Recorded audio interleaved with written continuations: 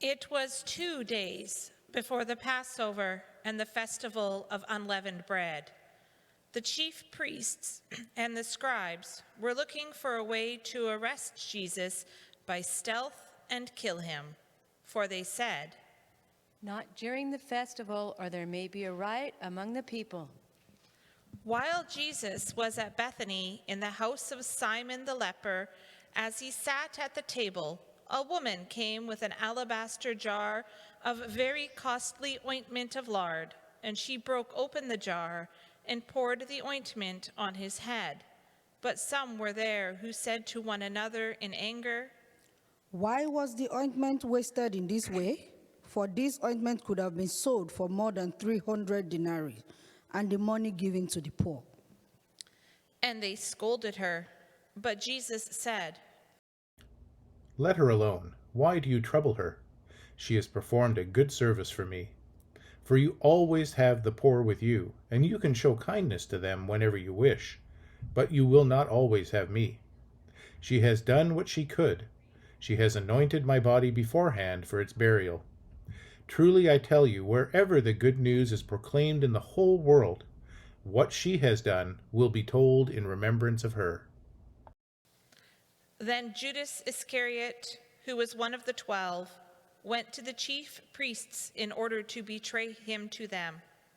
When they heard it, they were greatly pleased and promised to give him money. So he began to look for an opportunity to betray him. On the first day of unleavened bread, when the Passover lamb is sacrificed, his disciples said to Jesus, Where do you want us to go and make the preparations for you to eat the Passover? So he sent 2 of his disciples, saying to them, Go into the city, and a man carrying a jar of water will meet you.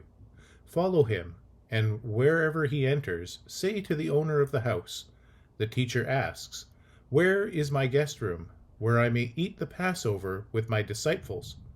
He will show you a large room upstairs, furnished and ready. Make preparations for us there. So the disciples set out and went to the city and found everything as he had told them, and they prepared the Passover meal.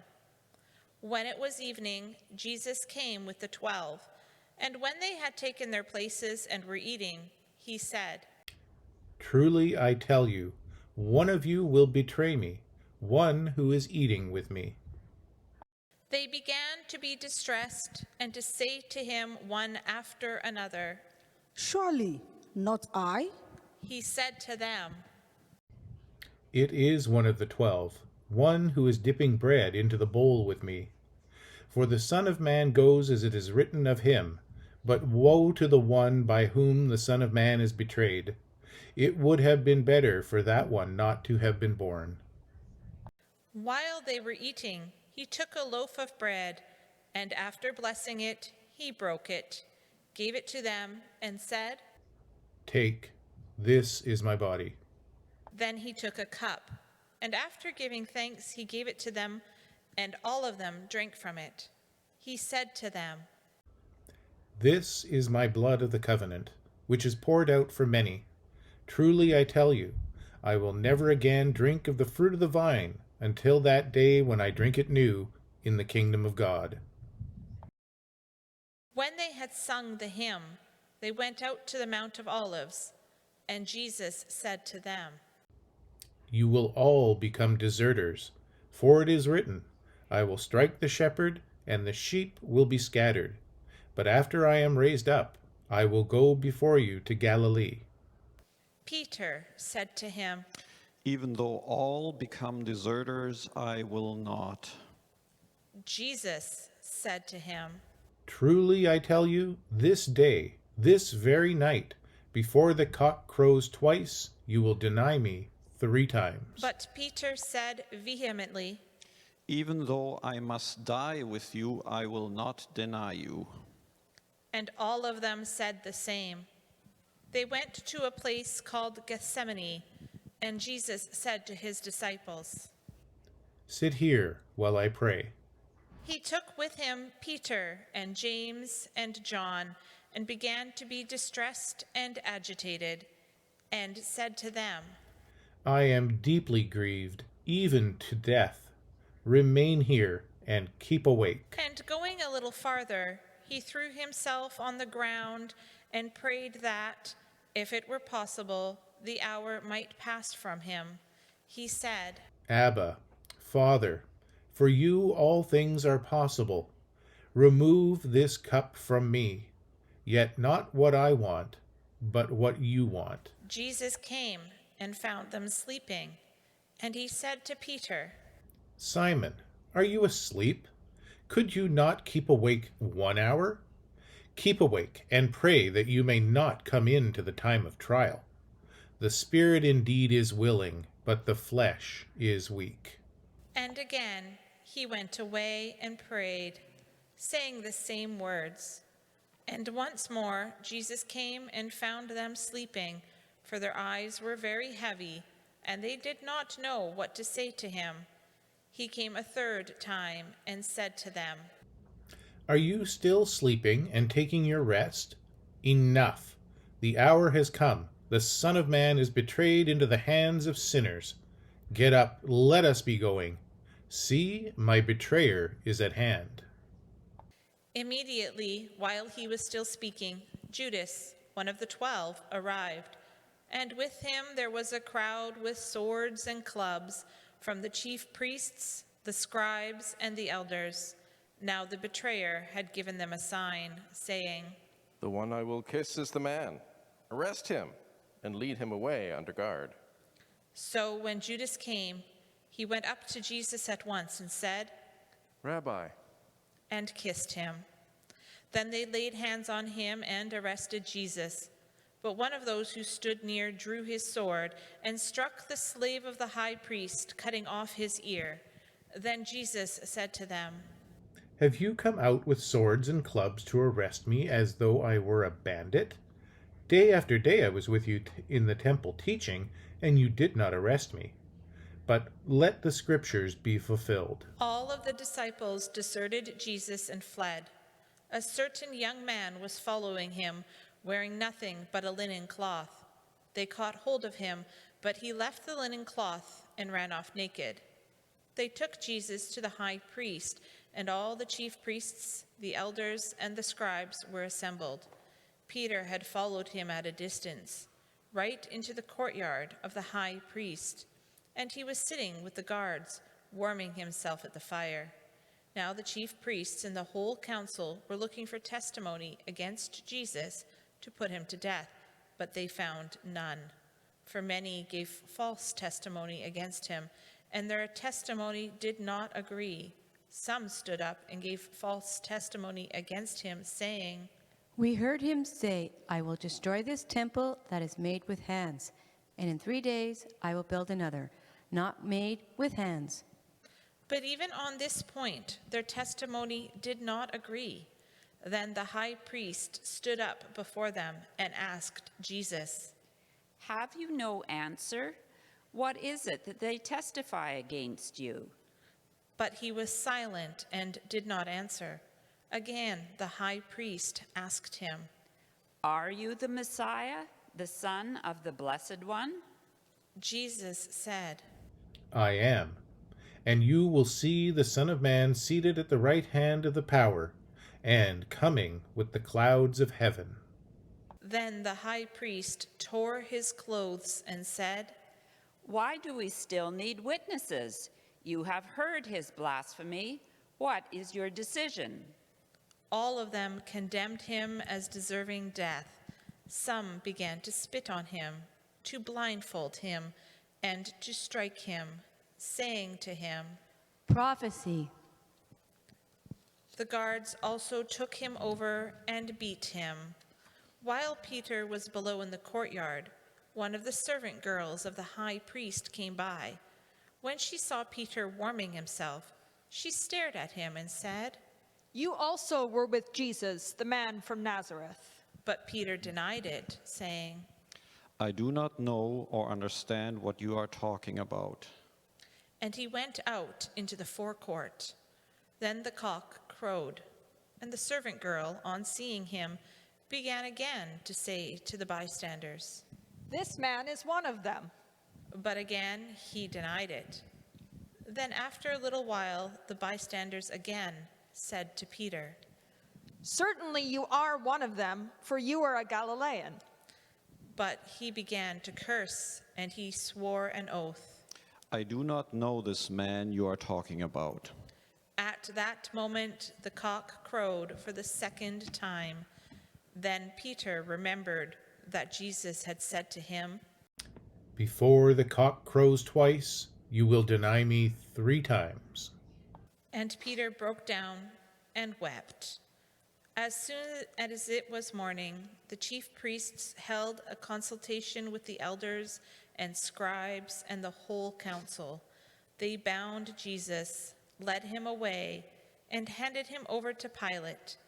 Pilate asked him. Are you the king of the Jews? He answered them. You say so. Then the chief priests accused him of many things. Pilate asked him again. Have you no answer? See how many charges they bring against you. But Jesus made no further reply, so that Pilate was amazed. Now, at the festival, he used to release a prisoner for them, anyone for whom they asked. A man called Barabbas was in prison with the rebels who had committed murder during the insurrection. So the crowd came and began to ask Pilate to do for them according to his custom. Then he asked them, Do you want me to release for you the king of the Jews? for he realized that it was out of jealousy that the chief priests had handed him over. But the chief priests stirred up the crowd to have him release Barabbas for them instead. Pilate spoke to them again. Then what do you wish me to do with the man you call the king of the Jews? They shouted back. Crucify him. Pilate asked them, Why? What evil has he done? but they shouted all the more. Crucify him. So Pilate, wishing to satisfy the crowd, released Barabbas for them, and after flogging Jesus, he handed him over to be crucified. Then the soldiers led him into the courtyard of the palace, that is, the governor's headquarters, and they called together the whole cohort, and they clothed him in a purple cloak, and after twisting some thorns into a crown, they put it on him, and they began saluting him. Hail, King of the Jews. They struck his head with a reed, spat upon him, and knelt down in homage to him. After mocking him, they stripped him of the purple cloak and put his own clothes on him. Then they led him out to crucify him. They compelled a passerby who was coming in from the country to carry his cross. It was Simon of Cyrene, the father of Alexander and Rufus. Then they brought Jesus to the place called Golgotha, which means the place of a skull. And they offered him wine mixed with myrrh, but he did not take it. And they crucified him and divided his clothes among them, casting lots to decide what each should take. It was 9 o'clock in the morning when they crucified him. The inscription of the charge against him read, "The King of the Jews." And with him they crucified 2 bandits, one on his right and one on his left. Those who passed by derided him, shaking their heads and saying, Aha! You who would destroy the temple and build it in 3 days, save yourself and come down from the cross. In the same way, the chief priests, along with the scribes, were also mocking him among themselves and saying, He saved others. He cannot save himself. Let the Messiah, the King of Israel, come down from the cross now, so that we may see and believe. Those who were crucified with him also taunted him. When it was noon, darkness came over the whole land until 3 in the afternoon. At 3 o'clock, Jesus cried out with a loud voice, Eloi, Eloi, lama sabachthani, which means, my God, why have you forsaken me?" When some of the bystanders heard it, they said, Listen, he is calling for Elijah. and someone ran, filled a sponge with sour wine, put it on a stick, and gave it to him to drink, saying, Wait, let us see whether Elijah will come to take him down. Then Jesus gave a loud cry and breathed his last. And the curtain of the temple was torn in two from top to bottom. Now, when the centurion who stood facing him saw that in this way he breathed his last, he said, Truly, this man was God's son. There were also women looking on from a distance.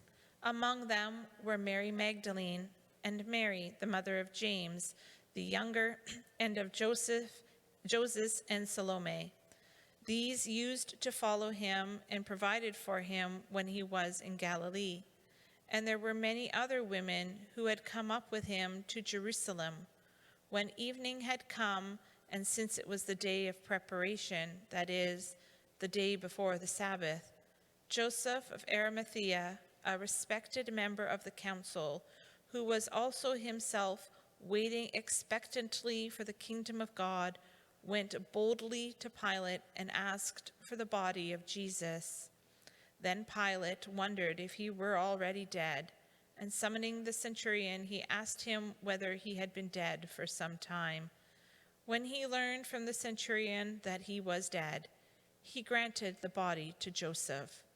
Then Joseph bought a linen cloth, and taking down the body, wrapped it in the linen cloth, and laid it in a tomb that had been hewn out of the rock. He then rolled a stone against the door of the tomb. Mary Magdalene and Mary, the mother of Joseph, saw where the body was laid.